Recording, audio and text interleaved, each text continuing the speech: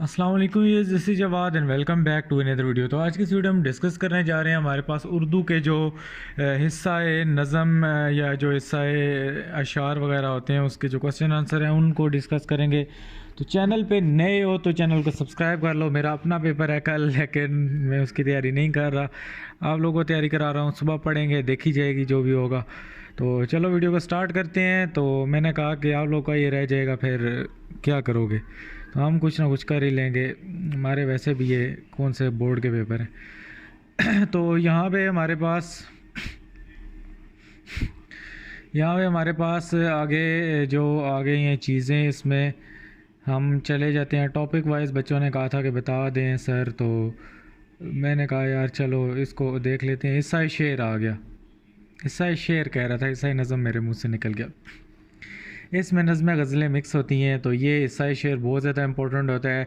इसमें से बच्चे कहते हैं सर कौन से शेर से कौन सा सवाल बनेगा, तो आज उसके जवाब भी साथ साथ कर लेंगे, तो आप लोगों ने टेंशन नहीं लेनी। कहता है कि मुसीबत भी राहत फ़ज़ा हो गई है, तेरी आरज़ू रानुमा हो गई है। अच्छा, इससे कहता है कि क्वेश्चन बन सकता है कि मरकज़ी ख़्याल लिखें। मरकज़ी ख़्याल में आप इसकी तशरीह में भाई लिख सकते हो कि मुसीबत भी राहत फ़ज़ा हो गई है, कि जो मुसीबत भी थी राहत देने वाली हो गई है। मतलब अब मुसीबत में भी राहत मिलती है जब से तेरी आरज़ू क्या हुई है, तेरी जो आरज़ू है वो रहनुमाई करने लग गई है। अल्लाह ताला जब से साथ होने लग गए हैं तो तमाम मुश्किलें आसान हो गई हैं। इसको किसी और कॉन्टेक्स्ट में नहीं लेके जाना। तो मुसीबत भी राहत फ़ज़ा हो गई, तेरी आरज़ू रहनुमा हो गई। जब से अल्लाह ताला की रहनुमाई, अल्लाह ताला की मदद, अल्लाह ताला का साथ हासिल हुआ है, तो सारी मुसीबतें भी आसान लगने लग गई हैं। मिनटों का, घंटों का काम सेकंडों में होने लग गए। अल्लाह ताला ने कायनात का कौन सा एक अल्फाज कहकर, ये कायनात कौन सा एक लफ्ज़ कहकर बनाई? अच्छा, अल्लाह ताला ने हरफ कुन कहकर ये आलम पैदा किया और इसको चरिंद परिंद और तरह तरह की चीज़ों से भर दिया। उसके बाद शायर किस सड़क को बेमिसाल कह रहा है? ये शायर अपने गांव की सड़क को बेमिसाल कह रहा है, जिसमें खड्डे जंप वगैरह सब कुछ हैं, टूटी फूटी सड़क है। ये मैं आप लोगों को अपने पास से सारे जवाब बता रहा हूँ। इधर मैं सोल्यूशन आप लोग को कुछ होंगे दो तीन और कुछ नहीं है। अब कौन उनका पीडीएफ बनाए, तो आते हैं यार, उर्दू का कोई मसला नहीं है, मैं ख़ुद आप लोगों को कराऊँगा, तो ताकि आप लोग को भी याद हो जाए। उसके बाद नज़म में के दूसरे शायर में शायर ने किसान की जो तहसीन की है, किसान को क्या कहा है उसने? किसान को कहा है जी, इधर देखो किस शेर में किसान की बात, ये कि एक कवि इंसान है, मतलब मजबूत इंसान है, मेहनत करने वाला इंसान है, इर्तिका का पेशवा है और तहज़ीब का परवरदिगार है। जो तहज़ीब चलती आ रही है उसका परवरदिगार इसलिए इसको कहा गया है। इर्तिका का पेशवा भी इससे इसीलिए उसको कहा गया है कि जब से ये दुनिया चली आ रही है तो काश्तकारी इंसान किस वजह से जन्नत से निकला, अनाज, तो वही फिर करता आ रहा है, पूरी भुगत रहे हैं, खाने के पीछे भाग रहे हैं और मुफ्त का मिला हुआ था उस वक्त। तो उसके बाद अगला आ गया, इसमें क्या कहता है? मीर अनीस ने पहले बंद में ज़बान को किस चीज़ से तशबीह दी है? तो जो मीर अनीस है उसने क्या कहा है? गर्मी का रोज़े जंग की क्यों कर करूं बयां, डर है कि मिसले शमा जलने ना लगे ज़ुबान। उसने ज़ुबान को तशबीह दी है शमा की तरह। ज़ुबान को उसने मिसले शमा की है कि जिस तरह शमा जलने नहीं लग जाती उस तरह मेरी ज़ुबान कहीं जलने ना लग जाए। शायर ने जंग के रोज़ में गर्मी की शिद्दत को बयान करते हुए क्यों डर रहा है? इसलिए डर रहा है कि उसे खौफ है कि कहीं उसकी ज़ुबान मिसले शमा जलने ना लग जाए।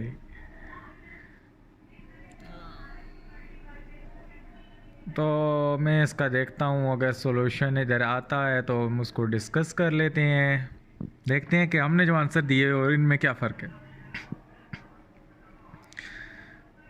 ये हमारे पास जी ये हिस्सा शेर, ये सारे सवाल थे, उसके जवाब आ गए। मरकज़ी ख़्याल में यही है कि ये जो हमारे पास मुसीबत भी रात फ़ज़ा हो गई, तो इसमें थोड़ा बहुत आपने अपने पास से कहानी पीछे डालनी है कि शायर ने दुनिया को बेसबाती का आलम, शायर को दुनिया की बेसुबाती का आलम हो गया है। इसमें वो शेर भी आप डाल सकते हो, हस्ती अपनी अहबाब की सी है, ये नुमाइश शराब की सी है, कि ये जो दुनिया है ये पानी के बुलबुले की तरह एक धोखा है, शराब है। इससे पता चल गया कि ज़िंदगी का क्या मकसद है। शायर को महबूब की याद अल्लाह के करीब ले गई है और फिर उसकी तमाम मुश्किलात दूर हो गई हैं। शायर कहता है कि मेरे महबूब की आरज़ू, चाहत और ख्वाहिश मेरी रहनुमाई कर रही है। तो यहाँ से उसका मुराद अल्लाह ताला है। देखो अल्लाह ताला ने ये कायनात हरफ़ कुन कहकर बनाई, ये इसका नीचे जवाब है। शायर माले गोडाम रोड को कह रहा है क्योंकि उस जैसी कोई सड़क नहीं है, टूटी फूटी अपने गांव की सड़क है। इसका नाम भी आपने साथ में लिख देना है बेशक। उसके बाद नज़म ने किसान को इर्तिका का पेशवा और तहज़ीब का परवरदिगार करार दिया है, यानी किसान मुल्क की तरक्की का ज़ामिन है और इंसानियत का इमाम होता है। मीर अनीस ने पहले बंद में ज़बान को शम्मा से तशबीह दी है। उनके ख़्याल में अगर मैदान करबला की गर्मी को बयान करेगी तो उसकी हिद्दत शम्मा की तरह जलने लगेगी। उसकी हिद्दत से मतलब उसकी शिद्दत से। उसके बाद शायर जंग के रोज़ गर्मी की शिद्दत को बयान करने से क्यों डर रहा है। वो कहता है कि मुझे डर लगता है कि अगर मैं उस रोज़ की गर्मी की शिद्दत को बयान करने की कोशिश की तो अल्फाज की तपिश से मेरी जो ज़ुबान है वो शम्मा की तरह जलने ना लग जाए।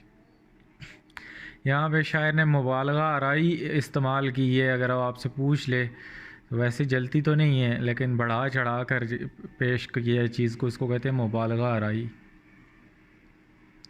हम आते हैं अगले वाले क्वेश्चन नंबर चैप्टर नंबर 2 वाले पेपर पे, और इसमें हम देखते हैं जी हमारे पास जो वो हिस्सा है, हिस्सा है शेर। आदमी आदमी से मिलता है दिल, मगर कम किसी से मिलता है। इस शेर का मरकज़ी ख़्याल आपने लिखना है। तो इसमें आपने यही लिखना है कि आदमी तो आदमी से रोज़ मिलते जुलते हैं, उनका मेल जोल होता रहता है। कभी किस काम के लिए आप किस नए आदमी से मिलते हो, कभी किस आदमी से मिलते हो, लेकिन दिल आप हर किसी से नहीं लगाते। दिल आप लोग कम कोई एक बंदा होता है जिससे लगाते हो। तो इस शेर का मरकज़ी ख़्याल यही है। तो आगे आप लोग इसमें महारत रखते हो, ये ख़ुद चीज़ें लिख लोगे। इसके बाद अल्लाह ताला ने इंसान को किन नेमतों से नवाजा है, इसको आप इश्क हकीकी या मजाजी दोनों से वो ले सकते हो, लेकिन ये मजाजी में ही आता है। उसके बाद कहता है कि अल्लाह ताला ने इंसान को किन नेमतों से नवाजा है। ये देखो खाने पीने की चीज़ों में और हर तरह की कुदरत की चीज़ों में, कुछ भी आप अपने पास से लिख सकते हो। नज़म में शायर ने नया गुल खिलाने का ज़िक्र करके किस तरफ इशारा किया है। वो कहता है ऊपर तीसरे शेर में अगर देखो, ये नया ये आज के पर्चे ने गुल खिलाया है कि सहरा बांध के एक ऊँट बिल बिल आया है। तो अब आप कहोगे ऊँट ने सहरा किस तरह बांध लिया, तो यहाँ से उसकी मुराद एक बंदे पे है जो कि शादी जिसने कर ली है। इसमें वो कहता है कि आज के एक पर्चे ने, मतलब आज के अखबार में एक ख़बर आई है गुल खिल गया है। कहते हैं ना फ़लाँ ने वो क्या गुल खिलाया है। तो ये वो उसने ज़ुबान इस्तेमाल की है कि सहरा बांध के एक ऊँट बिल बिल आया है, कि मतलब एक जो हमारे पास दूल्हा है वो सहरा बांध के उछल कूद रहा है, खुशियाँ मना रहा है। तो ये नया गुल खिलाने से मतलब शादी है और क्या है। मज़कूरा सड़क पर घोड़ों पर क्या बीतती है, इसकी छाती पर कई टांगे उलट कर रह गए, सैकड़ों घोड़ों का इस पर हो चुका है इंतकाल। सड़क की जो कंस्ट्रक्शन है, सड़क की जो हालत है वो नहायत खस्ता है। हमारे उर्दू के एक सर होते थे, वो इस तरह की उर्दू बोलते थे जो हमारी जो सड़क है उसकी हालत नहायत खस्ता है कि उस पे जो हमारे पास सैकड़ों घोड़े हैं उनका क्या हो चुका है, इंतकाल हो चुका है। क्योंकि उस पर टांगे उलट जाते हैं और घोड़ा बुरी तरह गिर जाता है खड्डों में लग के। और उस बेचारे का क्या कसूर होता है, साथ में उसके ऊपर घोड़ा गाड़ी भी गिरती है और वो मर भी जाते हैं, जान से हाथ भी धो बैठे हैं। तो घोड़ों बेचारों के लिए बहुत ज़्यादा सैड रिएक्ट्स आपने कमेंट में करने हैं। उसके बाद दूसरे बंद में नहर के लब से क्या मुराद है। नहर के लब से मुराद दरियाए फरात के किनारे हैं जो कि सूख चुके थे गर्मी से।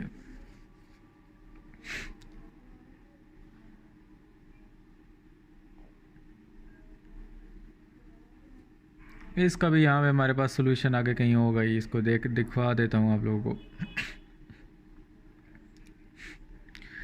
अच्छा, यहाँ पे हमारे पास किधर आ गया, ये देखो।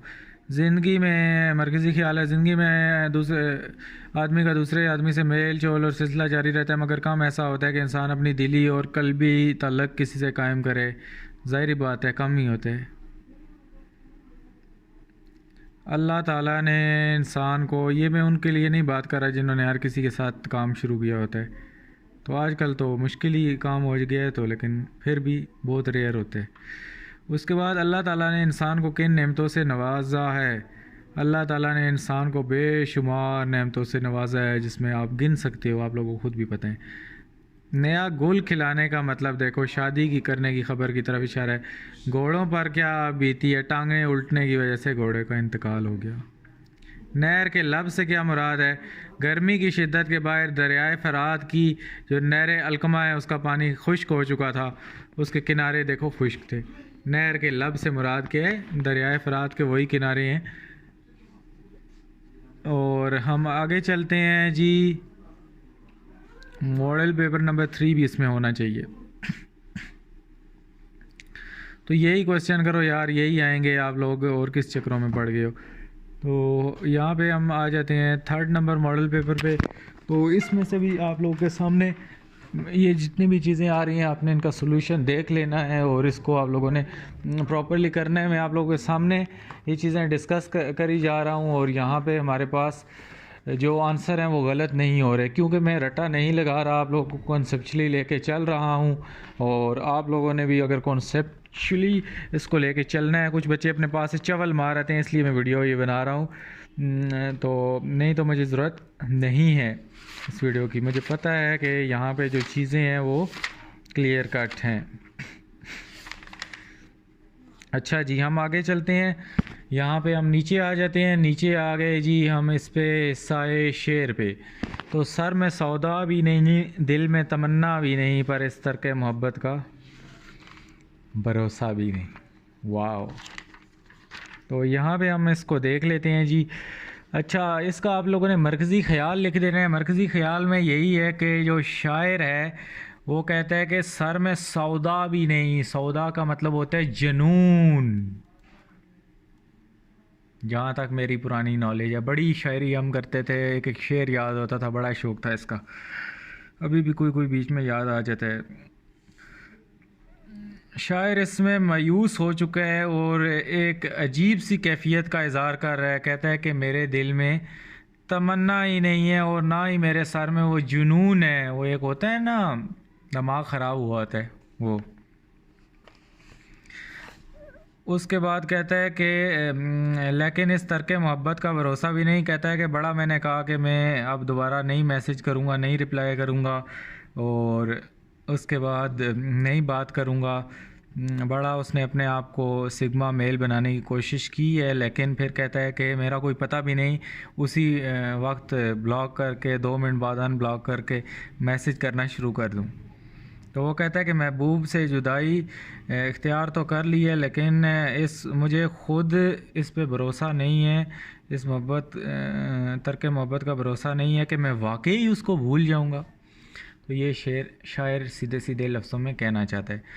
इसके बाद आगे जो है वो कहता है कि मरकज़ी ख्याल हो गया, नकेल पढ़ने से शायर की क्या मुराद है। अच्छा, नकेल पढ़ने से शायर की मुराद है ज़िम्मेदारियों के बोझ तले दब जाना, पाबंद हो जाना। जब बंदे की शादी हो गई उसकी नज़म में, तो वो क्या हो गया, उसके ऊपर ज़िम्मेदारियों का बोझ पड़ गया, उसके नाक में क्या हो गई, नकेल पड़ गई। उसके बाद निज़ाम आसमानी और बहार जाविदानी से शायर की क्या मुराद है। निज़ाम आसमानी से यही मुराद है कि आसमान में जो कुछ चीज़ें हैं वो अल्लाह ताला की हैं, अल्लाह ताला उस निज़ाम को चला रहा है। इसमें बहुत सारी चीज़ें हैं जो कि आप लोग गिन सकते हो। और बहार जाविदानी है, ये जो बहार हमें नज़र आ रही है जो कि क़यामत तक चलती आ रही है, ये सारी अल्लाह ताला के कंट्रोल में है। ऊपर आप देख सकते हो उसी की हुक्मरानी है इन चीज़ों पे। शायर ने नज़म के आखिरी शेर में किसे तवज्जो दिलाई है, अभी आपने ख़ुद ढूंढना होता है। अभी ये चौथे नंबर पे है, तो यहाँ पे भी ये चौथे पे है, कई बार ये लाइन नहीं होता। शायर ने कहा है कि जिस तरह मेरा वजीफ़ा, ये मैंने आप लोगों को फुल बुक गेस्ट में कुछ इनके जवाब बता ही दिए थे। शायर ने कहा है कि जिस तरह वो उसका वजीफ़ा है उसमें वजीफ़ा उसका नहीं पहुंच रहा था। यार ये बड़ी लंबी इसके पीछे कहानी है। जिस तरह उसकी हुकूमत उसको वजीफ़ा अलाट करके वजीफ़ा देना भूल गई, इसी तरह इस रोड का, ये जो रोड बन रही है इसकी बदहाली का जो हाल है, हुकूमत को तवज्जो दिलाई है, भाई ये रोड भी आप बना लो, मेहरबानी करो इसके लिए भी कुछ। उजाले और अंधेरे और खुश्को तर किसके मज़ाहिर हैं, सब उसी की शान ज़ाते बारी की। इसके बाद नज़र आती है सभी में उसकी शान। इसमें अल्लाह ताला की नेमतों का जलवा देखते हुए उसने कहा है कि अल्लाह ताला तमाम नेमतों का मालिक है, और यहाँ से पता चलता है कि वो एक है जो इस निज़ाम को चला रहा है और इसको इतने सीक्वेंस से चला रहा है। आगे आ जाओ जी, हमारे पास जो क्वेश्चन आ जाते हैं इसमें वो कहता है कि अगेन उसने वही, ये क्या हो गया यार, बारह ये कहाँ आ गया है। अच्छा, इसका सोल्यूशन आ गया, वाह इसका सोल्यूशन आ गया आप लोगों के पास। चलो देख लो यार, खुश हो जाओ। ये है हमारे पास, ये हमारे पास जी इसका सोल्यूशन है। तो ये बातें देख लो। कुछ बच्चे अभी शक पड़ रहे होंगे कि सारा पता नहीं अपने पास से बता रहे हैं, ठीक भी होगा या नहीं। तो ये लो यार, यहाँ से देख लो तुम लोगों का कुछ नहीं हो सकता। बीच में ऐसे बच्चे होते हैं, मैं सबको नहीं बोल रहा, लेकिन बीच में ऐसे शहज़ादे होते हैं एहसान फरामोश, मतलबी किस्म की दुनिया आज मतलब पूरा, तो फिर कहते हैं कि भाई हम तो आपको जानते भी नहीं। तो ये सारे इस तरह के लोग हैं आजकल के दौर में, तो फिर इनसे एक्सपेक्ट तो किया जा सकता है ना। और सब्सक्राइब भी नहीं करते, बस कहते हैं हम खुद चैनल को सर्च करके ढूंढ के करेंगे, लेकिन सब्सक्राइब नहीं करेंगे। ना करो यार, मैंने तुम लोगों को ज़बरदस्ती थोड़ा ही बोले, लेकिन ये सरासर मुनाफकत है, फिर वीडियो भी ना देखो। तो यहाँ पे हम आगे चलते हैं, तब तक थोड़ी बातें बीच में कर लेते हैं, ज़ाहिर बात है। अब ऐसे बच्चों को भी तो थोड़ा गैरत दिलानी होती है, गैरत उनको फिर भी नहीं आती। चलो यार, हमारा काम तो समझाना है उनको, किसी दिन ठोकर लगेगी तो समझ आ जाएगी उनको। अच्छा जी, आगे वो क्या कहते हैं कि नाजुक थे कहीं रंगे गुलो बुए समन से, जज्बात के आदाब के सांचे डले हैं। अच्छा, इसमें वो कहता है कि जो इसका मरकज़ी ख्याल आप इसी तरह एक दो लाइनों में लिखना होता है, कोई लंबी चौड़ी कहानी नहीं लिखनी। वो कहता है मेरे महबूब के लिए मेरे जज्बात जो हैं वो नाजुक थे कहीं रंगे गुलो बुए समन, गुल फूल को कहते हैं, और वो कहता है कि बू खुशबू को कहते हैं। उसके जो कहता है जज्बात के आदाब के सांचे में डले हैं।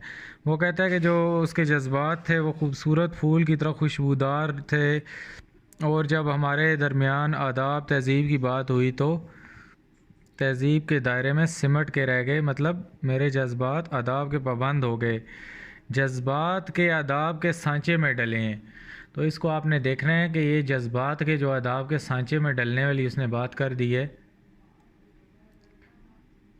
कि जो मैं उसको बातें कहता हूँ एक रिस्पेक्टेड वे में कहता हूँ, एक हमारे दरमियान रिस्पेक्ट का एक लिमिट का वो हो गया है कि एक दूसरे के साथ हम तमीज़ से बात करते हैं, अदब से बात करते हैं। इसी पे एक शेर याद आ गया है अल्लामा इकबाल का, जिसमें वो कहता है कि खामोश ए दिल भरी महफिल में चिल्लाना नहीं अच्छा, अदब पहला करीना है मोहब्बत के करीनों में, तो इसमें अदब की बात हो रही है, तो आप इस शेर को भी इसमें ऐड कर सकते हो। उसके बाद कहता है कि सड़क पर चलने वाली किन गाड़ियों का हुलिया बिगड़ता है, डगमगा जाते हैं रेड़े, लड़खड़ा जाती है जीप, वापस आ जाए साइकिल की, वापस आ जाए सलामत साइकिल की क्या मजाल। रेड़े लड़खड़ा जाते हैं, डगमगा जाते हैं, और जीप जो है वो लड़खड़ा जाती है, और साइकिल ज़िंदा वापस नहीं आ सकती। नात के आखिरी शेर में खिज़र से मुराद कौन सी हस्ती है, तो खिज़र से मुराद हज़रत खिज़र हैं जो कि भटके हुए लोगों को राह दिखाते हैं।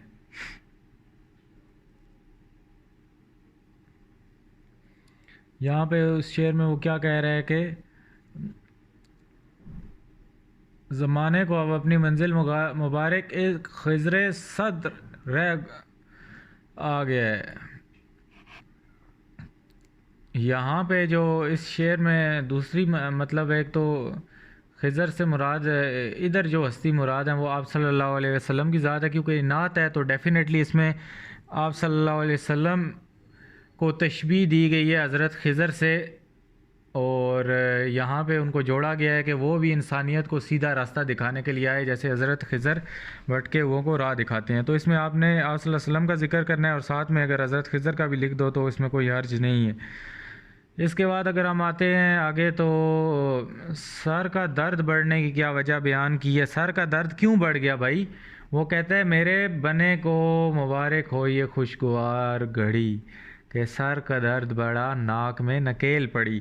तो इससे यही है कि अब उसकी शादी हो गई है तो ज़िम्मेदारियों का बोझ उठाना पड़ेगा, बीवी के नखरे उठाने पड़ेंगे, ख़र्चे उठाने पड़ेंगे, घर वालों की शिकायतें आप लोगों को उठानी पड़ेंगी, बातें सुननी पड़ेंगी आप लोगों को, उसके बाद बच्चों के अखराजात उठाने पड़ेंगे, और इसमें जो बेचारा शौहर है वो क्या होगा, पिस के रह जाएगा, तंग आ जाएगा अपनी ज़िंदगी से। और उसके बाद हमारे पास पांचवा शेर जो है, इसमें शायर के बयान के मुताबिक दरियाए फ़रात का पानी पर धूप का क्या असर हुआ। तो दरियाए फ़रात की जो गर्मी थी, दरियाए फ़रात के नज़दीक जो सूरज की गर्मी पड़ रही थी, धूप पड़ रही थी, उससे पानी खोलने लग गया दरियाए फ़रात का, ये देख लो लिखा हुआ है। उसके बाद कहता है कि चश्माए हयात से शायर की क्या मुराद है, ये नीचे लिया हुआ है, यहाँ से इसको देख लो। तो हम आते हैं ऊपर, चश्माए हयात कहाँ आया, उड़ती थी खाक खुश्क था चश्माए हयात। चश्माए हयात से यहाँ पे मुराद है कि जो आपका ज़िंदगी है, हयात कहते हैं ज़िंदगी को, चश्मा कहते हैं ज़िंदगी का चश्मा। तो मतलब जो पानी था, मतलब ज़िंदगी का एक चश्मा जो था वो खुश्क था। ज़िंदगी का चश्मा क्या होता है, पानी, पानी पियोगे नहीं तो ज़िंदा कैसे रहोगे। तो यहाँ पे चश्मा हयात से मुराद है कि ज़िंदा रहने के लिए जो चश्मा चाहिए वो क्या चश्मा है, शरबत आप ना पियो ज़िंदा रह लोगे, लेकिन पानी अगर नहीं पीते तो ज़िंदा नहीं रहोगे। तो उम्मीद है ये आप लोगों को क्लियर हो गया होगा, इसलिए मैं ख़ुद से भी समझा रहा हूँ। सोल्यूशन हुआ तो नीचे दिखा देता हूँ, पता नहीं मैंने कितनों का लिया था, इतने मुझे नहीं लगता फुल बुक का। ये देखो नहीं है सोल्यूशन नीचे, सोल्यूशन को छोड़ो यार, जब मैं खुद बता रहा हूँ इसीलिए डिटेल में समझा रहा हूँ, नहीं तो हल्का फुल्का तो कल वाली वीडियो में मैंने आप लोगों को बताया था, ताकि कोई भी इस तरह का सवाल आ जाए। बीच में आप लोगों की यहाँ पे गज़लें और नज़में उनकी तशरीह भी कवर हो रही है, कि आप लोगों को बीच में एक्स्ट्रा कोई शेर भी बता रहा हूँ। कॉपी पेंसिल लेके जो लायक बच्चे हैं, पढ़ने लिखने वाले बच्चे हैं, वो लिख रहे हैं यहाँ पे। आगे आगे हमारे पास अगला मॉडल पेपर, और इसमें हमारे पास कहता है कि एक शमा बुझाई तो कई और जला लेंगे, हम गर्दिश दौरान से बड़ी चाल चले हैं। अच्छा, इस शेर को आप हर तरीके से ले सकते हो कि एक शमा बुझाई मतलब एक रास्ते में अगर आप रुकावट पैदा करोगे तो हम 10 और रास्ते निकाल लेंगे, और गर्दिश दौरान से मतलब ज़माने की गर्दिश से हम बड़ी चाल चले हैं। भाई अगर आप 10 जगह हमारा रास्ता रोकोगे, हमें सपोर्ट नहीं करोगे, हमें दीवार से लगाओगे, हमारी टांगें खींचोगे और हमें कामयाब होने से रोकोगे, हसद करोगे, जेलस होगे, इस तरह की हरकतें होती होंगी स्कूलों में भी, हर जगह जहाँ भी आप जाओगे आप लोगों को लोग आगे बढ़ने से रोकेंगे। तो ये शेर उन बच्चों के लिए मोटिवेशन है कि एक शम्मा बुझाई तो कहीं और जला लेंगे। हम गर्दिशे दौरान से बड़ी चाल चले हैं कि हम भी भाई मर्द के बच्चे हैं, हम भी तुम लोगों को देख लेंगे, जो मर्ज़ी करना है करो, हम आगे बढ़ेंगे। हम मुतबादल रास्ते निकाल लेंगे, तुम एक रास्ता बंद करोगे तो हम 10 रास्ते निकाल देंगे। इस शेर में शायर ने हौसले की जो बुलंद मिसाल है वो बयान की गई है कि इंसान का हौसला बुलंद होना चाहिए और मंजिलें वो तब पा लेता है। ये नहीं आपने बहाने करने के यार वो तो रास्ता ही बंद था, मैं वापस घर आ गया। तो जो रास्ता बंद होता है तो दूसरे रास्ते भी ढूंढ के आप लोग जा सकते हो। बहाने करने वाले बच्चे बहाने ही करते हैं कि सर पेपर तो हम गैस इतनी बड़ी पे 35 मिनट की वीडियो कैसे देखते हैं, पूरा साल भी नहीं पढ़ा, ये भी नहीं देखनी, फिर भी नंबर लेने हैं, पास होना है, फुल नंबर लेने हैं, तो ऐसा तो नहीं हो सकता ना। आप लोगों को रास्ते निकालने पड़ेंगे, मेहनत करनी पड़ेगी। तो यहाँ पे आप लोगों ने एक तो इस कॉन्टेक्स्ट में आप लोगों ने ये कहानी लिखनी है, इसकी तशरीह भी आ जाए तो उसके बाद यहाँ पे शायर यहाँ पे अपने महबूब से मुखातिब असल में हुआ है और वो उससे बोल रहा है कि हम अब इश्क की राह पे चल चुके हैं तो दुखों से घबराने वाले नहीं। हमारी एक उम्मीद पूरी ना हो तो हमें कोई मायूस नहीं पाएगा, हम ज़माने की हर चाल को नाकाम बना देंगे। और वो कहता है कि हमें रास्ते से हटाने के लिए या जो लोग हमारे रास्ते में आएंगे रुकावटें खड़ी करेंगे, हम क्या काम करेंगे, उनकी हर चाल को नाकाम बना देंगे। अब इसमें मज़ीद मैं रियल लाइफ एग्जांपल्स आपको नहीं देना चाहता, आप लोग सब समझदार हो। उसके बाद वो आगे कहता है कि दुश्मन मतलब जो भी आपस में उन दोनों को मिलाने से दरमियान में साजिशें करेगा, रुकावट डालेगा, तो वो कामयाबी का जो असूल है, वो जो एक दूसरे को पाने की चाह है, वो कहता है हम कोई भी रास्ता निकाल लेंगे। और ज़माना जो फ़रेब करता है कि अबू नहीं मान रहे तो ये नहीं हो रहा तो वो नहीं हो रहा, ये कहानियाँ सारी तो ये फ़रेब होते हैं, धोखे होते हैं, तो इनसे हम घबराने वाले नहीं हैं। तो ये सारी कहानी आप लिख सकते हो। उसके बाद कहता है कि वही है कायनात और मखलूक का खालिक, नबातात व जमादात और हैवान का खालिक। इस में हमद में आप लोगों ने हमद में खालिक ने किन मखलूक़ात का ज़िक्र किया गया है। तो खालिक की इधर मखलूक़ात जो है नबातात, जमादात, हैवानात और इंसान वगैरह वगैरह को बताया गया है। इसके बाद इस पे जाने का कभी होता है जिसका इत्तफाक उसके लौट के आने का पैदा ही नहीं होता सवाल। वो सड़क माले गोदाम रोड की बात कर रहा है कि इस सड़क पर जो भी जाता है वो वहाँ से वापस सही सलामत वापस नहीं आता, या वो ज़िंदा वापस आ जाए या सही सलामत आ जाए, ऐसा सवाल ही नहीं पैदा होता। इतनी कोई बुरी सड़क है, शायर ने तो उसको सड़क को बेइज्जत करके रख दी है। तो ये सारी कहानी है इसकी। तशरीह आ जाए तो आप लोग मज़ीद लिखोगे, नहीं तो एक एक लाइन का आंसर देना है, 2-2 नंबर का क्वेश्चन है, इधर इतनी तफसील नहीं लिखनी। ये आपका ऐसा शेर है, तशरीह के लिहाज से भी आप लोगों को तैयार कर रहा हूँ कि आप लोगों के जहन में मेरी बातें बैठी रह जाएंगी। इसके बाद आगे कहता है मुझे ब्याह की तस्वीर भेज दें झटपट, ये देखना है कि बैठे हैं आप किस करवट। अच्छा, यहाँ पे थोड़ी ज़्यादा डीप चीज़ यूज़ हो गई है कि एक आप लोग को ज़रब मिसल आपने सुना होगा कि ऊँट किस करवट बैठता है। तो यहाँ पे वो कहता है कि आप हमें अपनी शादी का जो ब्याह का तस्वीर है झटपट व्हाट्सएप कर दें, स्नैपचैट कर दें, इंस्टाग्राम कर दें, हमें अपने जो शादी की पिक्चर्स हैं वो व्हाट्सएप कर दें। आगे वो कहता है ये देखना है कि बैठे हैं आप किस करवट। वो कहता है कि शादी तो कर लेते हैं, खुशी खुशी सब कुछ हो जाता है, लेकिन शादी के बाद जो हालात हैं वो किस रुख को इख्तियार करते हैं, वहाँ पे सारी गेम आती है।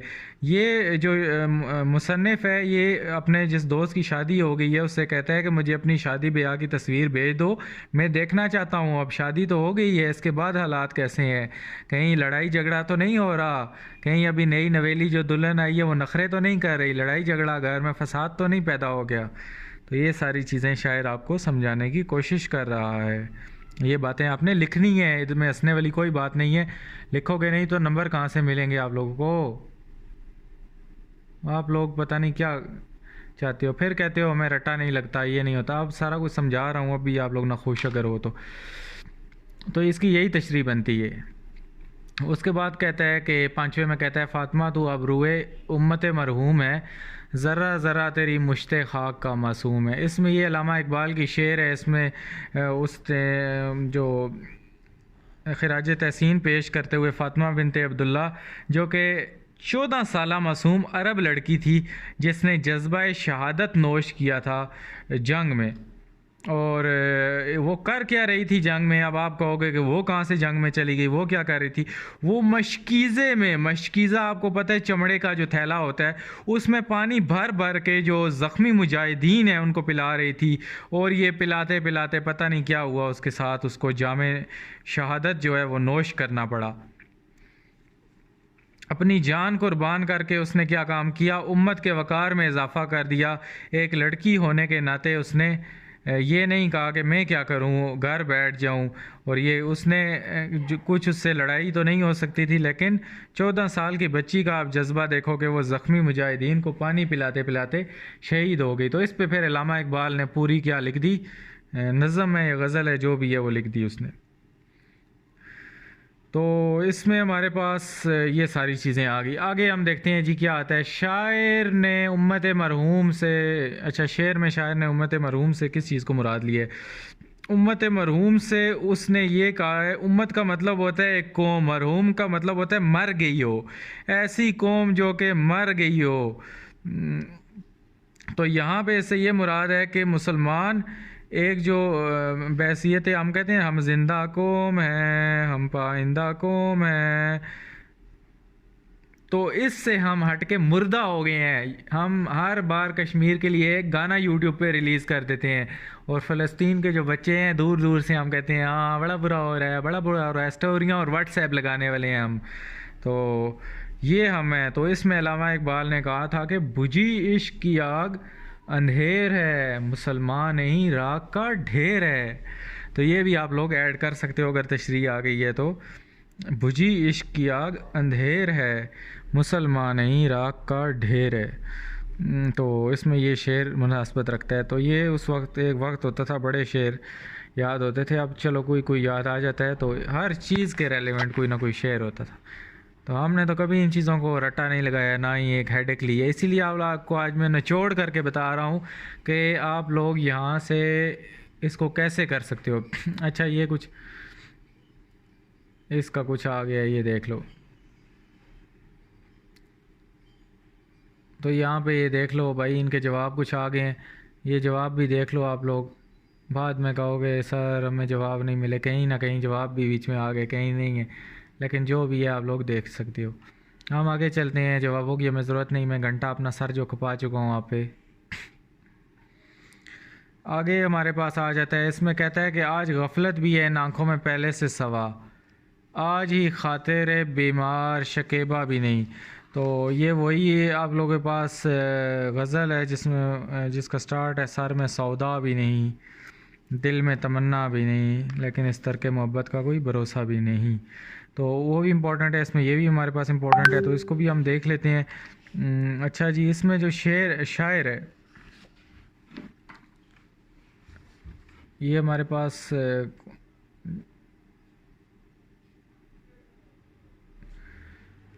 आज गफलत भी है इन आँखों में पहले से सवा। तो सवा का मतलब होता है ज़्यादा। ये मुश्किल अल्फाज के मतलब भी पता होने चाहिए, कुछ उधर तशरीह भूल जाओ, मतलबों से ही बंदा लिख लेता है। सवा का मतलब होता है भाई ज़्यादा, आज ही खातिर बीमार शकेबा भी नहीं। तो वो इसमें जो शायर है वो कहता है कि आज जो उसकी आंखों में गफलत है, पर इसको कुछ भी कह लो, लापरवाही है, वो पहले से ज़्यादा है। आज ही खातिर बीमार शकेबा भी नहीं। वो फिर कहता है कि ऐसा भी नहीं कि महबूब की जुदाई से मेरे दिल को तसल्ली और सुकून हासिल है। कहता है कि आज मेरी आंखों में गफलत पहले से ज़्यादा है, मतलब लापरवाह हूँ, मुझे किसी चीज़ की फ़िक्र नहीं, लेकिन साथ में ऐसा भी ना समझो कि महबूब की जुदाई से मेरे दिल को तसल्ली है, मैं सुकून में हूँ, सुकून में भी नहीं हूँ। तो इसमें आप लोग क्या डाल सकते हो, अगर इसकी तशरीह आ जाए तो एक रेलिवेंट शेर डालोगे तो आप लोगों के फुल मार्क्स आएंगे, नहीं तो सिर्फ तशरीह से कोई काम नहीं चलता।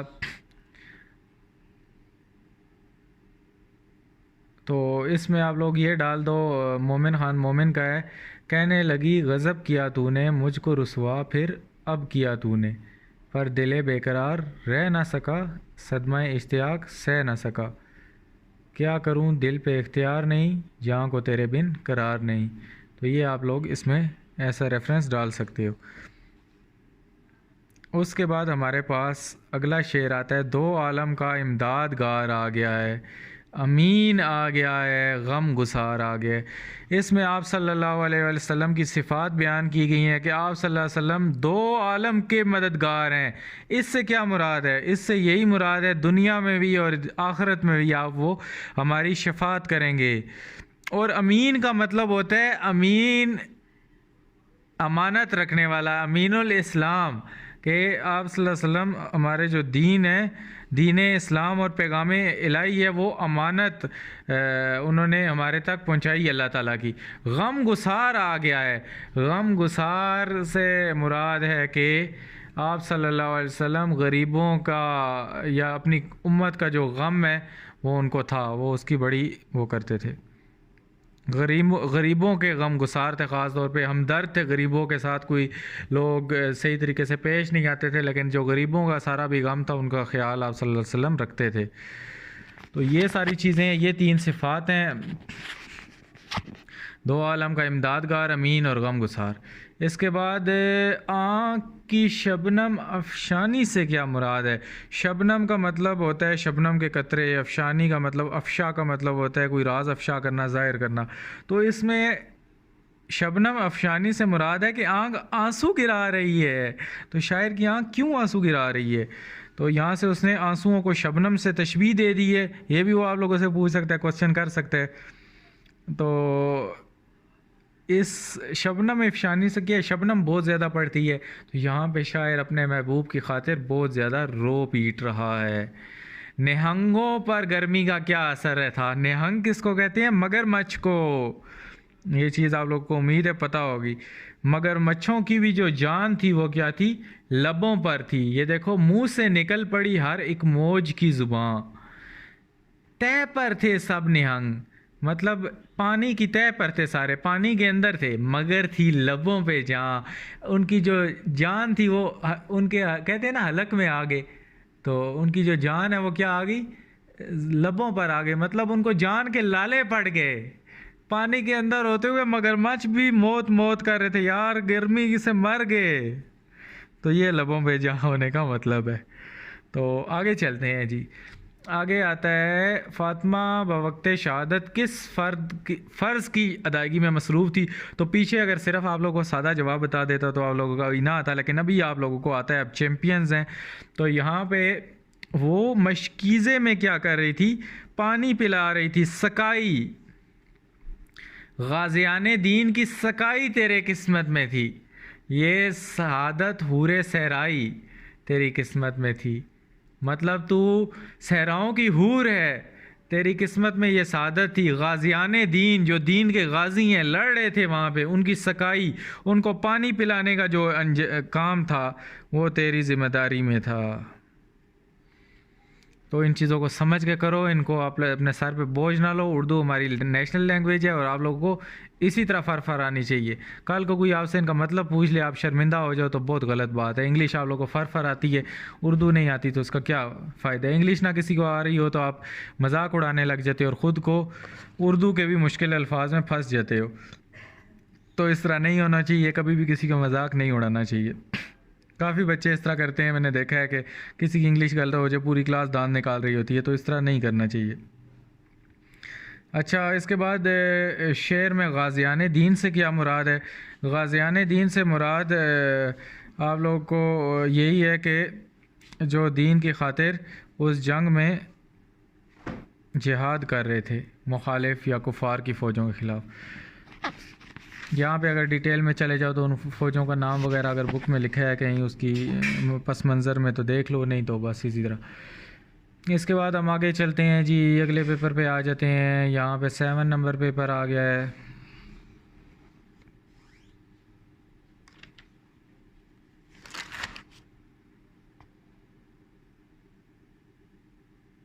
अच्छा, वो कहता है कि आज क्या बात है फूलों का। शायर यहाँ पे बाज नहीं आ रहा हमारे पास। वो कहता है कि आज क्या बात है कि फूलों का रंग तेरी हंसी से मिलता है। अगेन शायर ने यहाँ पे तशबीह दे दी है।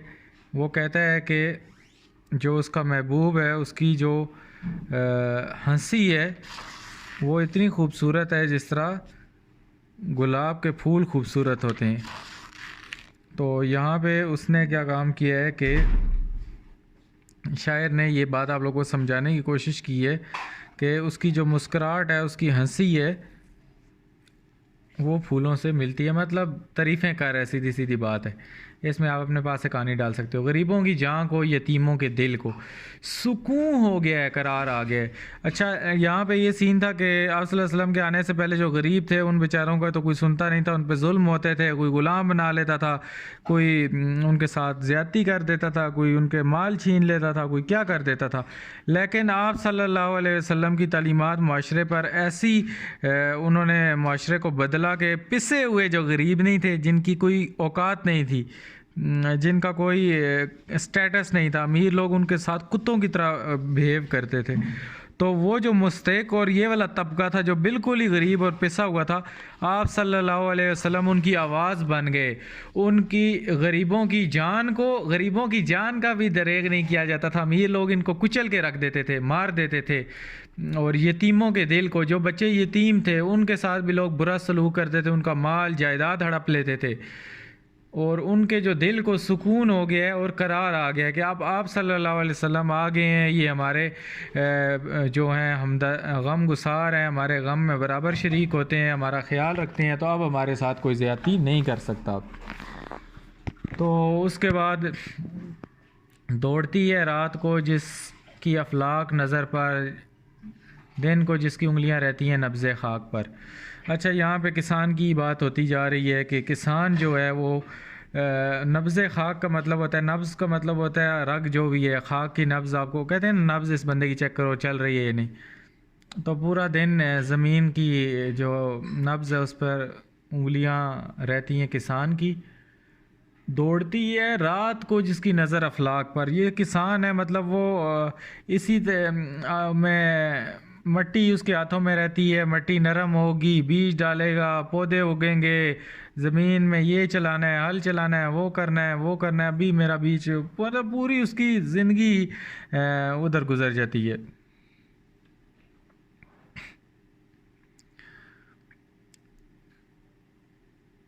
उसके बाद कहता है कि झील गए दुख झीलने वाले, अब हमारा क्या, अब है कहाँ,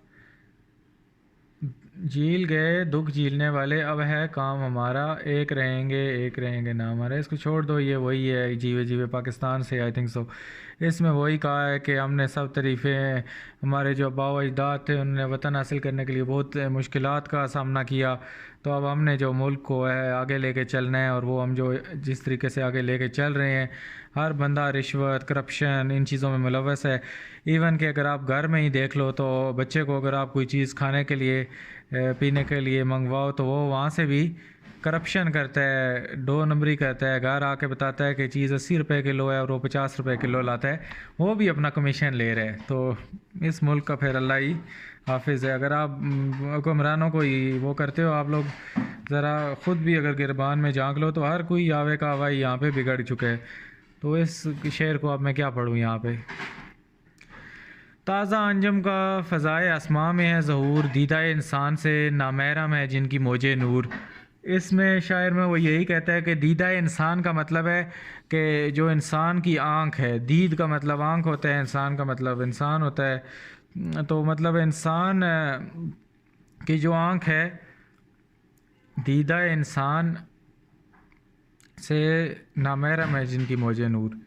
मतलब कहता है कि अल्लाह ताला का जो कुदरत है, अल्लाह ताला की जो हमारे पास हकीकत है, उस तक इंसानी आँख नहीं पहुंच सकेगी, वो नहीं पहुंच सकती। हम हर चीज़ में की तय में जाकर जायज़ा लेते हैं, लेकिन अल्लाह ताला की जो कुदरत है उसके बराबर ये जो उसकी राज हैं वो इस आँख पे सारे नहीं खुलते। ना महरम का मतलब होता है ना वाकिफ़। तो इंसान अल्लाह ताला के उन राज़ों में से अभी भी नावाकिफ़ है। ये तो थोड़ी बहुत चीज़ें हमें पता है ना, तो ये जो हमें चीज़ें पता हैं ये भी अल्लाह ताला के राज ही थे जो हमारे ऊपर अफशां हो गए। नहीं तो हम लोगों को क्या आता है, हम लोगों की क्या औकात है। तो आप आगे देख सकते हो कि यहाँ पे हमारे पास सवालात हैं। आज क्या बात है फूलों का, ये मैं मरकज़ी ख़्याल बयान कर चुका हूँ। गरीबों की यतीमों की जान को और गरीबों की जान को और यतीमों के दिल को सुकून मिल गया। नब्ज़ पे उंगलियां रखने का मतलब मिट्टी में हर वक्त रहता है और हर वक्त उसको फ़िक्र होती है बीज कब बोएगा, मिट्टी कब नरम होगी, पौधा कब उगेगा, ये सारा कुछ।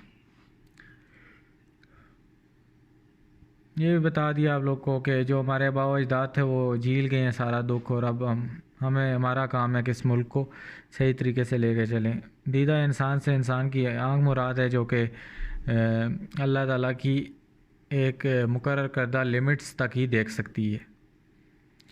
नज़म में ताज़ा अंजम के ज़हूर को वाज़ा करे। ताज़ा अंजम से मुराद है कि मुसलमान कौम ताज़ा दम आज़ादी में क्या हो रहे हैं, शरीक हो रहे हैं। मतलब ताज़ा अंजम का ज़हूर मतलब ताज़ा जो सितारे हैं वो निकल रहे हैं। मतलब यहाँ से उसने तशबीह दी हुई है कि मुसलमान है जो अभी भी, इसमें वो इकबाल की भी कुछ ठीक है, कुछ आहू अभी भी पोशीदा है, भूल गई है वो सारी। और यहाँ पे यही इसका मतलब है कि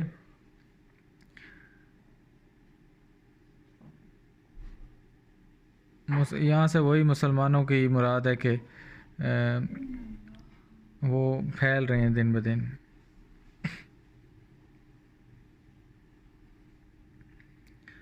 अच्छा आगे हम चलते हैं जी, आगे चलते हैं। 8वां पेपर आ गया है।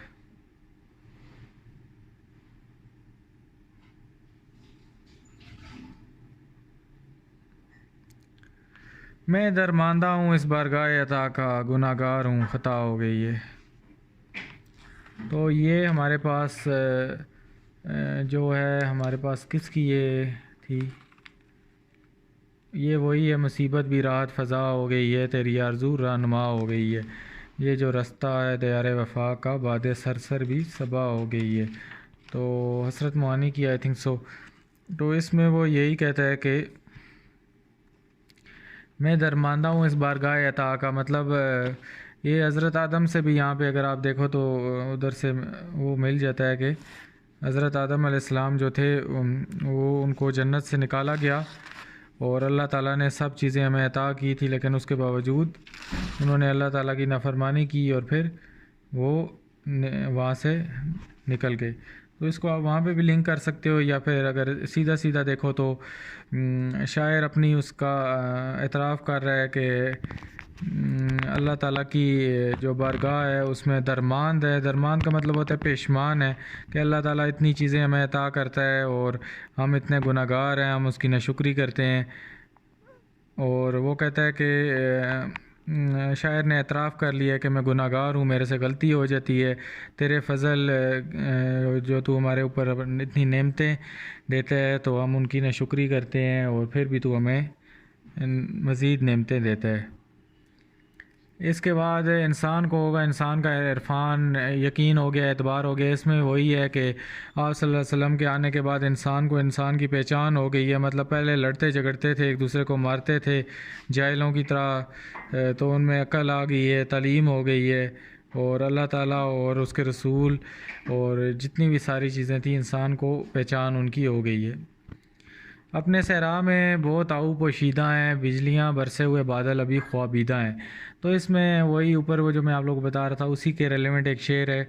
मुसलमान अभी भी थोड़े बहुत वो है, वो कहता है कि अपने सहरा में, आहू कहते हैं हिरनों को, तो आहू अभी भी पोशीदा हैं, मतलब कि अभी भी हमें वो परेशान होने की ज़रूरत नहीं है। अभी भी बीच में कुछ ऐसे लोग हैं जो कि वो अभी भी इस चीज़ में एक्टिव रोल ले रहे हैं। साफ ही जो मुसलमान उम्मत है वो मर नहीं गई, वो अभी भी छुपे हुए लोग हैं।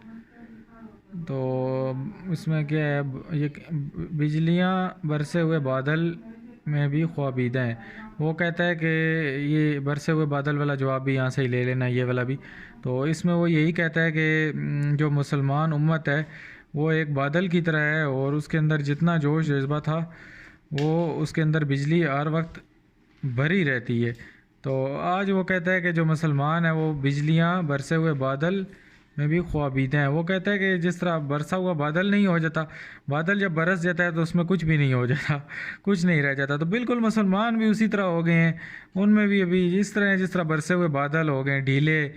उनके अंदर जो पाई जाने वाली वो तड़प थी, जज्बा शहादत थी, शौक़ शहादत के आफरी, ये अल्लामा इकबाल ने इस पे भी शेर कहे हैं। तो वो चीज़ नज़र नहीं आ रही। वो कह रहा है कि ये जो सोया हुआ अमल है इसमें अभी ये छुपी हुई कुछ लोग हैं तो इनको उभारने की ज़रूरत है। ये सारी कहानी है, गमगीन कहानी। इसमें भी आप लिख सकते हो, बुझी इश्क की आग अंधेर है, मुसलमान नहीं राख का ढेर है। तो आगे जो है, मियाँ शुतर को मुबारक वही है, मियाँ शुतर को मुबारक ये रिश्ता है शादी, इसी को कहते हैं उर्दू में कैद आज़ादी। तो इसमें वो नीचे क्वेश्चन में भी पूछ रहा है कि शायर ने ऊँट को किस चीज़ की मुबारकबाद दे रहा है। तो शायर उसी को मुबारकबाद दे रहा है कि आप लोगों को शादी का रिश्ता मुबारक हो, और इसी को कैद आज़ादी कहते हैं। मतलब आप आज़ाद होते हुए भी क्या होते हो, कैद होते हो ज़िम्मेदारियों के बोझ में। तो ये सारी कहानी शायर बयान कर रहे। उसके बाद शायर ने किसान के घर लौटने की जो तस्वीर कशी की है, वो कहता है धूप के झुलसे हुए रुख पर मुशक्क़त के निशान, रुख कहते हैं जी चेहरे को। और वो कहता है कि जब आता है किसान मुंह जला भुना हुआ, बिल्कुल जो उसके रुख हैं, चेहरे है, उसमें मुशक्क़त के निशान होते हैं, पसीना टपक रहा है, कोई हालत नहीं है उस बेचारे की। जो तस्वीर कशी उसने की है, कहता है शाम को जब सूरज ढलता है वो बेलचा वगैरह जो भी उठाए हुए घर आ रहा होता है, तो अजीब उसके मुंह पीला पड़ा होता है काम कर कर के और सारा कुछ। उसके बाद आगे कहता है कि खेत से फेरे हुए मुंह घर की जाने बैरवां, बेचारा काम काज करके जब मगरिब हो जाती है तो बस फिर घर की तरफ आ जाता है थका आ रहा। सो और हम इसमें क्या कह सकते हैं, खेत से मुंह फेर कर किसान कहाँ जाता है, घर ही जाना है उस बेचारे ने, और कहाँ जाना है। आगे हम आ जाते हैं जी, आगे भी है कोई अच्छा, एक और भी 9 वाला भी है। तो ये हमारे पास आ गया जी, पहुंच जाएंगे इंतहा को भी हसरत, ये हसरत मोहानी की जी आप लोगों के पास गज़ल है, जब इस तरह की इब्तदा हो गई है। वो कहता है कि अगर इस तरह जो भी चीज़ है उसकी शुरुआत हो गई है तो डेफिनेटली उसका एंड भी लाजमी है, किसी न किसी दिन वो चीज़ इंतहा को पहुंच जाती है। तो फॉर एग्ज़ाम्पल आप अभी अपनी ये कर रहे हो पढ़ाई, तो एक दिन ये होगा इंतहा को पहुंचनी है ना, पूरी ज़िंदगी पढ़ना तो नहीं है आप लोगों ने। मैं स्कूलों की बात कर रहा हूँ, वैसे तो आप लोग अपना पढ़ते रहते हो, यूट्यूब से कुछ ना कुछ नॉलेज पूरी ज़िंदगी लेते रहते हो। तो इसमें भी शायर यही कह रहा है कि ये, लेकिन इसमें इसके हकीकी ये अल्लाह ताला के रिलेटेड है, तो आपने अपने पास से वो नहीं कहानियाँ डाल देनी इसमें। वो कहता है कि जब अल्लाह ताला से इश्क हकीकी की इब्तिदा होती है तो फिर इंसान को अल्लाह ताला की मार्फत हो जाती है, वो उसके करीब हो जाता है, और वो अपनी तमाम ख्वाहिशात को क्या करता है, अल्लाह ताला के ताबे कर देता है, उसकी खुशनुदी के चक्कर में रहता है। जिस तरह आप लोग अगर किसी लड़की के चक्कर में होते हो तो फिर आप उसको खुश करने के चक्कर में हर वक्त रहते हो। तो अगेन यहाँ पे भी यही सीन है कि जिस इंसान को अल्लाह ताला से मोहब्बत होती है वो फिर अल्लाह ताला को खुश करने के खुशनुदी के लिए लगा रहता है। तो अपनी हर चीज़ को अल्लाह ताला के ताबे कर देता है, उसके हुक्म के मुताबिक करता है। अतात इलाही, मोहब्बत इलाही, रज़ाए इलाही में ख़ुद को मिटा देता है। जो अल्लाह का हुक्म है उसको चुपचाप मान लेता है, आंखें बंद करके, कोई बहाना नहीं करता कि आज बारिश थी नमाज़ नहीं पढ़ी, आज ये था वो था। तो ये सारी कहानी उसने बता दी है। शायर के नज़दीक हुज़ूर सल्लल्लाहु अलैहि वसल्लम का क्या पैगाम है, इसमें भी उसूल मोहब्बत आप सल्लल्लाहु अलैहि वसल्लम का पैगाम है कि पत्थर मारने वालों के साथ भी उन्होंने क्या किया, दुआ उनके लिए की। तो इससे ज़्यादा फिर क्या है। अखुवत और भाईचारे का उन्होंने पैगाम दिया कि आपस में मिलजुल के रहो, आपस में एक साथ रहो, माशरे में आप लोगों ने लड़ाई झगड़ा नहीं करना, फ़िरका वारियत नहीं करनी और ना किसी को बुरा भला कहना है, और आपस में आप लोगों ने अखुवत और भाईचारे का जो दर्स है वो फैलाना है। उसके बाद अगले में कहता है, ये कली भी इस गुलिस्तान ख़ज़ां मंज़र में थी, ऐसी चिंगारी भी यार अब अपने खाकस्तर में थी। तो इसमें वही ये फ़ातिमा बिनते अब्दुल्ला को शायर अल्लामा इकबाल बोल रहा है कि उसने दबी हुई चिंगारी से उसको तशबीह दी है। ये चिंगारी से मुराद वही लड़की है 14 साल की। वो कहता है कि यार मुसलमान उम्मत में ऐसे लोग भी अब मौजूद हैं, ऐसी चिंगारी भी है। तो फ़ातिमा बिनते अब्दुल्ला ने वही शहादत नोश करने वाले जो भी मुसलमान थे, सब जो भी थे जंग में लड़ रहे थे, उनको पानी पेश किया था और वहाँ पे बेचारी ने जाम शहादत नोश कर लिया था। तो यहाँ से शायर कहता है कि ये कली भी इस गुलिस्तान ख़ज़ां में मंज़र में थी। गुलिस्तान ख़ज़ां मंज़र में थी मतलब जो गुलिस्तान बाग को कहते हैं, और ख़ज़ां जो कि पतझड़ का शिकार हो चुका होता है, डाउनफॉल का शिकार हो चुका है, तो उसमें ऐसी भी लोग अभी मौजूद हैं जो कि चिंगारी, ऐसे लोग दूसरों को मोटिवेट करते हैं और एक उम्मत को जगाते हैं। उसके बाद ये अगला कहता है कि सुरनगू रहती हैं जिससे क़ुव्वतें तख़रीब की, जिसके बोते पर लचकती है कमर तहज़ीब की। अगेन किसान के बारे में ही बात हो रही है। तो किसान से जो तख़रीब की क़ुव्वतें हैं वो क्या होती हैं, सुरनगू रहती हैं। और किसान के हमेशा मनफी सरगर्मियों से क्या होता है, दूर रहता है। ये जो तख़रीब की क़ुव्वतें हैं, that are negative powers, negative energy जो है। सुरनगू मतलब घुटने टेक देना, किसी के सामने झुक जाना। जो नेगेटिव एनर्जीज़ हैं वो किसान से क्या होती हैं, दूर रहती हैं। सुरनगू उसके सामने झुक जाती हैं। और हमारे पास आगे वो क्या कहते हैं, जिसके बोते पर लचकती है कमर तहज़ीब की, मतलब किसान बेचारा मेहनत करता है और हम लोग खाते हैं, पेट भरते हैं, और वो बेचारा मशक्क़त करता रहता है। उसके पास कहता है कि किसी का, उसके पास इतना बुरा वक्त नहीं है, इतना फजूल वक्त नहीं है किसी के लिए बुरा चाहे, या किसी फजूल पॉलिटिक्स में इन्वॉल्व हो, या किसी के ऐब आप लोगों को बताना शुरू हो जाए, ये सारी चीज़ें करने लग जाए। तो ये किसान के पास इन फजूल चीज़ों का टाइम नहीं है। मैं आप लोगों को हर एक्सपेक्ट से इसके ट्रांसलेशन बता रहा हूँ कि कुछ चीज़ आपके जहन में बैठ जाए। उसके बाद कहता है, पानी था आग, गर्मी रोज़े हिसाब थी, माही जो सीखे मौज तक आई कबाब थी। पानी था आग मतलब पानी को उसने तशबीह दे दी है कि आग से तपा हुआ था। यार मुंह में डालो मुंह जल जाता है, आग बना हुआ था। गर्मी रोज़े हिसाब थी। रोज़े हिसाब से आप मुराद ले सकते हो क़यामत का भी, कि जो गर्मी थी वो क्या थी, क़यामत जैसी गर्मी थी।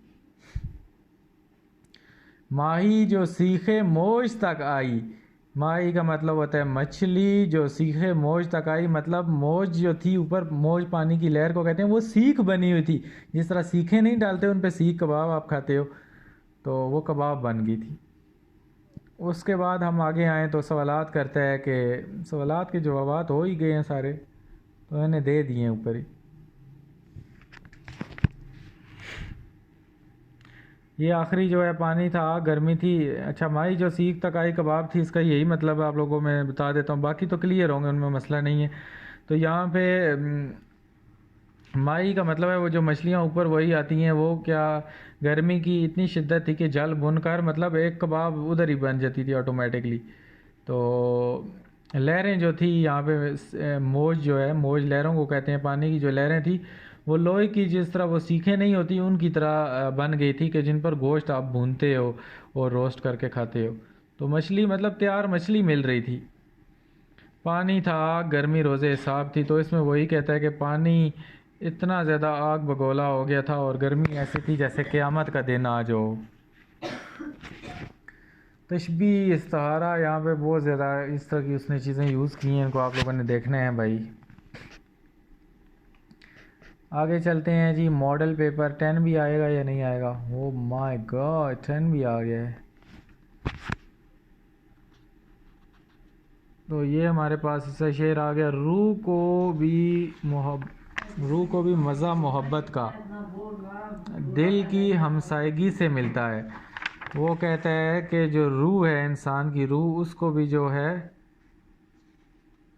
मज़ा मोहब्बत का दिल की हमसायगी से मिलता है। मतलब आपस में जब दो दिल मिलते हैं और वो आपस में उनका रिश्ता कायम होता है तो एक दूसरे के बग़ैर उनका जो रूह का तसव्वुर भी क्या है, नामुमकिन है। तो इसी तरह शायर कहता है कि वो अपने महबूब से बहुत ज़्यादा प्यार करता है, और जिस तरह रूह को दिल की हमसायगी में सुकून और करार हासिल होता है, इसी तरह वो कहता है कि जो मुझे भी है वो महबूब के जब वो पास होता हूँ तो तब मुझे सुकून होता है। मतलब दिल की हमसायगी से मतलब जब आपस में वो दोनों करीब होते हैं, मतलब साथ होते हैं। उसके बाद शायर ने किसे इर्तिका का पेशवा कहा है? शायर ने किसको कहा है यार? किसान बेचारे को कहा है कि वो एक कवि इंसान है, मजबूत बंदा है, काश्तकार, इर्तिका का पेशवा, तहजीब का परवरदिगार।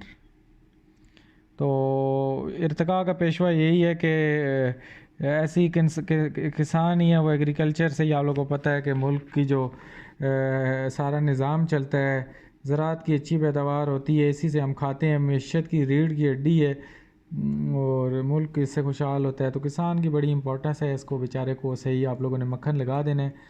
जलवाए कुदरत का शायर, उसने फितरत का गवाह,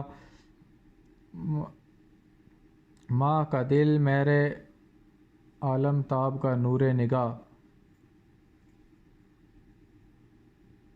नीचे शेर का मरकज़ी ख्याल भी हो गया। शायर ने इर्तिका का पेशवा किसे कहा ये बता दिया। जलवा कुदरत शायर का शायद से क्या मुराद है, इसका जवाब भी सुन लो। इसमें वही है कि किसान के बारे में कहता है कि जो सुबह मतलब जलवा कुदरत, मतलब कुदरत का जो जलवा होता है सुबह का, अगर आपको पता हो, इसके बारे में मशहूर है कि सुबह जो लोग सोते हैं वो लोग सुबह नहीं, उनको नहीं सुबह की रंगीनियों का पता होता कि सुबह क्या क्या होता है। तो आप लोग अगर सुबह सो जाते हो, 11-11 बजे उठते हो, तो आप लोगों को नहीं पता कि कुदरत के क्या नज़ारे होते हैं। चिड़ियाँ चहचहाती हैं, फूल खिले होते हैं, शबनम के कतरे गिरे होते हैं। तो नेचर का जिसको पता है वो इसको समझ सकता है। बाकी जो 11-12 बजे 2 बजे बच्चे सुबह उठते हैं तो उनका मैं क्या कह सकता हूँ। तो यहाँ पे किसान के बारे में कहता है सुबह अजान के बाद वो अपने खेतों की तरफ चला जाता है। तो सारी जो कुदरत के जलवे हैं उनका शाहिद होता है, ऐनी शाहिद होता है। शायर के यहाँ मुसीबत के रायत फ़ज़ा होने की क्या वजह है? तो इसकी यही वजह है कि जो उसका महबूब है, अल्लाह ताला की जो आरज़ू है वो क्या हो गई है, वो उसके रहनुमा हो गई है। मतलब जो मुसीबत होती है उसमें अल्लाह ताला की जो रहनुमाई होती है उसको हासिल होती है, तो वो सारी मुसीबत उसकी हल हो जाती है।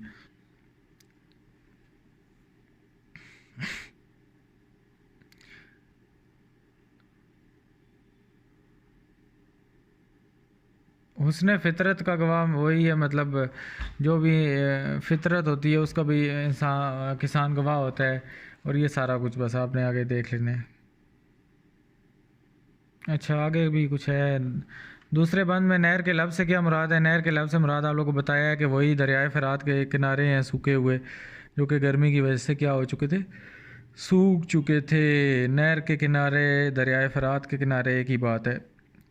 नहर अलकमा से मुराद वही है, मतलब एक नहर को कहा जाता है जो कि दरियाए फ़रात से निकाली गई है और उसका पानी करबला के अतराफ़ को क्या करता था, सैराब करता था। ये नहर कहाँ से? दरियाए फ़रात से निकल के करबला वाली तरफ आती थी।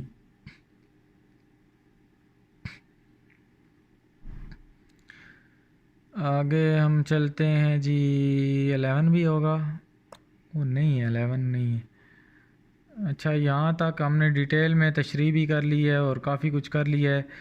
तो उम्मीद है आप लोगों को बहुत ज़्यादा वीडियो अच्छी लगी होगी। चैनल पे नए हो तो चैनल को सब्सक्राइब करो, चैनल वीडियो को लाइक शेयर कमेंट करो। अपना बहुत सा ख्याल रखना। अल्लाह हाफिज़, टेक केयर।